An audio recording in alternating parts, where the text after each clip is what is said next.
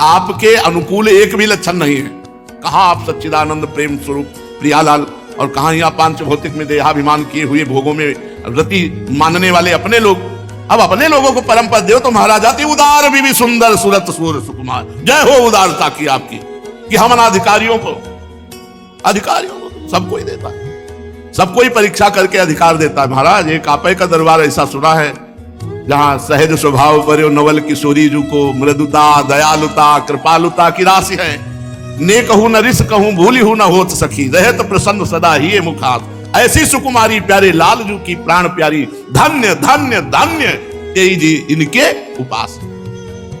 आपकी उपासना भी हमें पता नहीं थी, वो भी आप ही ने दी है। भगवत अर्पण। जब कभी तुम्हारे विकार आवे, जब तब कभी हे भाव आवे, जब कभी ऐसा आवे कि पता नहीं मेरा कल्याण होगा कि नहीं होगा, उसी समय सोचो मैं श्री जी को अर्पित हूं।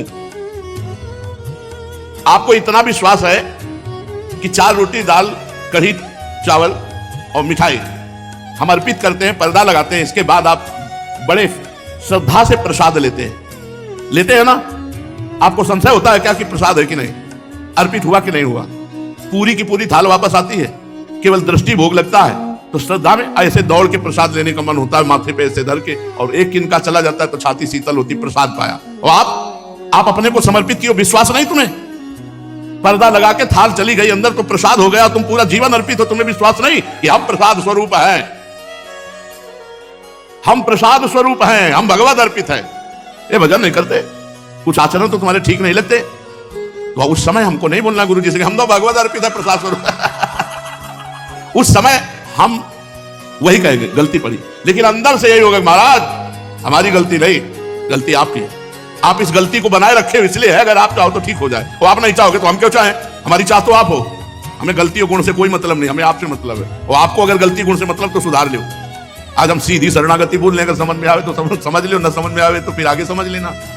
आगे तो बिल्कुल पक्का समझ लो, शरणागत का बोझ शरण्य के ऊपर है, शरणागत का बोझ शरण्य के ऊपर है।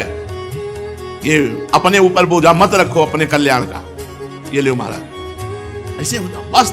जब यहां ये करना चाहिए ये नहीं करना चाहिए तो सुन लो, और उसी समय सोचो ये करवा लेना जो करवाना है, जो नहीं करवाना। राधा वल्लभ श्री हरि श्री वृंदावन।